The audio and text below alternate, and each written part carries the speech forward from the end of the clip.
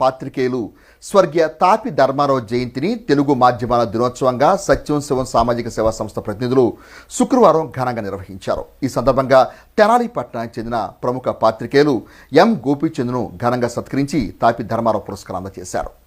సత్యం శివం సుందరం సామాజిక సేవా సంస్థ ఆధ్వర్యంలో తెనాలి నాజర్పేటలోని రామాలయం నందు నిర్వహించిన కార్యక్రమంలో పలువురు పట్టణ ప్రముఖులు పాల్గొన్నారు. ఈ సందర్భంగా జరిగిన సభకు సేవా సంస్థ వ్యవస్థాపకులు తన్నీర్ శివశంకర్ అధ్యక్షత వహించారు. తాపి ధర్మారావు జయంతిని ప్రభుత్వం తెలుగు మాధ్యమాల దినోత్సవంగా ప్రకటించడం సంతోషకరమని చెబుతూ ఈ కార్యక్రమాన్ని అధికారికంగా నిర్వహిస్తూ సీనియర్ పాత్రికేయులను సత్కరించి ప్రోత్సహించాల్సిన అవసరం ప్రభుత్వంపై ఉందని అన్నారు. తాపి ధర్మారావు రచనలు ఆలోచనలు స్ఫూర్తిదాయకమని అన్నారు. ఈ సందర్భంగా తెనాలి పట్టణానికి చెందిన సీనియర్ పాత్రికేయులు ఎం గోపీచంద్కు తాపి ధర్మారావు స్మారక పురస్కారం అందజేసి ఘనంగా సత్కరించారు. ఈ కార్యక్రమంలో పేటేటి రవికుమార్, ప్రసాదం శ్రీనివాసరావు, తన్నీర్ కళ్యాణ్ కుమార్, శెట్టిపరి సుబ్రహ్మణ్యం, పెద్దిశెట్టి హనుమంతరావు, రెడ్డి ఉమామేశ్వరరావు, విష్ణుమొలక భీమేశ్వర ప్రసాద్, నాగమూతి మణికంఠ, కొప్పరాజు విజయసారథి తదితరులు పాల్గొన్నారు. మంచి జరుగుతుందంటే ముందు నెలెత్తి గోపించారు.